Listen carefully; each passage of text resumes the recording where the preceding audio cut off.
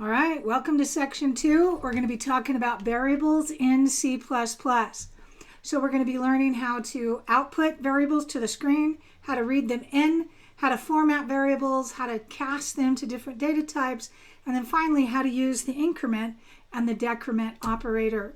So here is an example of some of the some of the variables. There are Boolean. Character is a single alphanumeric character or a symbol that is surrounded by single quotes. And then we also have integers and we have floating point variables as well. The string, 24 bytes long. Notice that the string variable is, the value is surrounded by double quotes and not the single quotes of a char. And depending upon the IDE or the platform that you're using, you may actually have to do a pound include string at the top of the program in order for it to know what a string is. We can also declare and initialize multiple variables of the same data type on the same line. Okay, so how do I print things out to the screen? In C++, we use what is called the console output, or the cout, with a stream insertion operator, which is the two less than symbol side by side. So we can cout, print out to the screen. We can cout literals. We can cout variables. In this example, the fun, we had initialized fun earlier to a Boolean value. And so if I just cout fun all by itself, it will print 1 or 0. If I want to actually see true or false, then I'm going to put the bool alpha cout in front of it.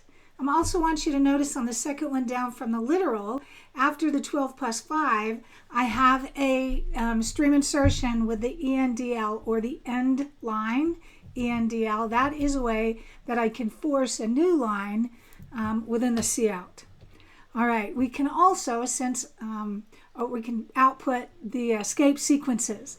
And so we just use, like any of the other languages, the backslash with the escape character next to it in order to, for instance, the first one, I can force a new line right from within a string value. And then just like I can cascade the variable declarations and initializations on the same line, I can also cascade the output as well. I only need one cout, but then I use a series of insertion operators, the less than symbol, to cascade all of the different output. All right, so cn is the console input, and it uses the stream extraction operator, which is the dual greater than symbol. So here's an example where I'm starting with a couple of variables that I have created, and then I'm going to use cn to read those three in individually, one at a time. I can also cascade the input just like I can cascade the output. So I need a single cn and then multiple stream extraction operators. And then, of course, I can cascade the input and the output on the same line. The input that I read in, I can cout. Now, if you'll notice here, I have first name, welcome to grade, and then I am mirroring back the variable that I read in. But I want you to notice that this is just going to mash everything together. If I actually wanted it to be kind of separated, then I'm going to have to separate it. So under my welcome to grade, I put a comma, space, and at the end of welcome to my grade, in that text literal field, I put a space to kind of separate those out. All right, so next, here's an example of some output. So I have declared 3 variables, 3 population variables, and there is a single cout in this statement. If you'll notice at the end of each of the end lines, there is no semicolon until the very last one after Clinton, pop 3. And so for the most part, C++ will ignore white space for the most part.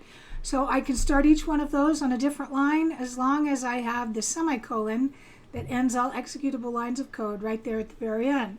Now when I do this, notice that it is going to left align everything within the tab. So it says city, tab, population, Salt Lake, tab, population. That tab stop is different for Salt Lake and for Ogden, and so it's not formatted really well, right? So in order to format it, I can actually use a setw or a setw. Now, setw is one of the functions that's available in the IO_manip, which is IO manipulation library. So I'm going to have to pound include IO_manip up there at the top of my program in order to be able to use setwidth. So once again, I have a single cout with multiple lines and then a single semicolon at the very bottom after I have cout Clinton. And so I'm setting my city's field width to 10, and then I'm setting my population's field width to 12. So I'm going back and forth to Salt Lake, set width of 10, population, set the width to 12. I want you to notice when I print that out that it's actually right aligned within the width of the field. So it can help make it a little bit more readable.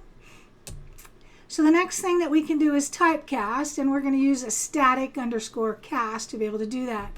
So here's an example of an int variable that I have set. Integers can only hold such a large number, and so by multiplying that by a 10, I have actually exceeded the limits of the int, and when I print it out, I'm going to have a wrong value because I have blown up my integer variable. So here's an example of using static cast. Inside the less than greater than is the data type that I want to cast it to, and then inside of the parentheses is the variable that I'm trying to cast. So I'm going to take my int variable, I'm going to cast it to a double before I multiply it by 10, and then I'm going to put the results in on line 4. I'm going to put the results in what is called the int var2, but that is actually going to be implicitly cast to a double because I'm going to put a double in it. But if you'll notice when I print it out, it doesn't show me any floating point. It doesn't show me the decimal. If I want to see the decimal, here's an example. I created a double variable. On line 8, I cast my int var to a double, multiplied it by 10, and then on line 9, I used the less than fixed, and this is actually going to display it as a floating point. And then on line 7, I used a cout.precision with a value in there. It says how many lines of precision or how many decimal places that I want in there. I can see that the precision is 5, but it looks like I have 6 decimal places, so I must have grabbed the wrong output. Anyway, so what if I wanted it to display as a scientific notation? All I have to do is to put less than scientific in front of the variable, and now it will display it in scientific notation. And then line 11 is another way that I can typecast. This is a more traditional way that you're probably used to, with a double and then inside the parentheses the variable that I'm trying to typecast. But many people choose to use the static cast because it's a whole lot easier to search for and find static cast within a program that's 100 or 1,000 or 10,000 lines of code long versus on line 11 trying to find that data type casting. Just double. So all right, how about the increment and the decrement operator? Here's an example using increment. So line 1, we're just going to set the variable to 10. Line 2, I'm just going to display it. So I see on my output that it output a 10. Line 3, I'm using the post increment operator. So it says count plus plus. This means that it is going to use it and then increment it. So this cout is actually producing the second display of 10. Because I'm going to use it, which is to print it, and then I'm going to increment it. So line 4 then just prints it out. Well, I have incremented it, and so now it shows up as 11.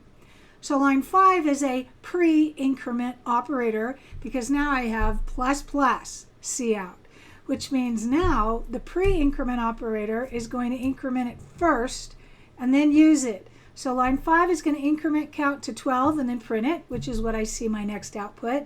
And then line 6 just prints it again, so it's going to print it again as a 12. And so this works exactly the same way with a decrement operator. They are pre and post decrement operators, and both of those will increment or decrement by just 1.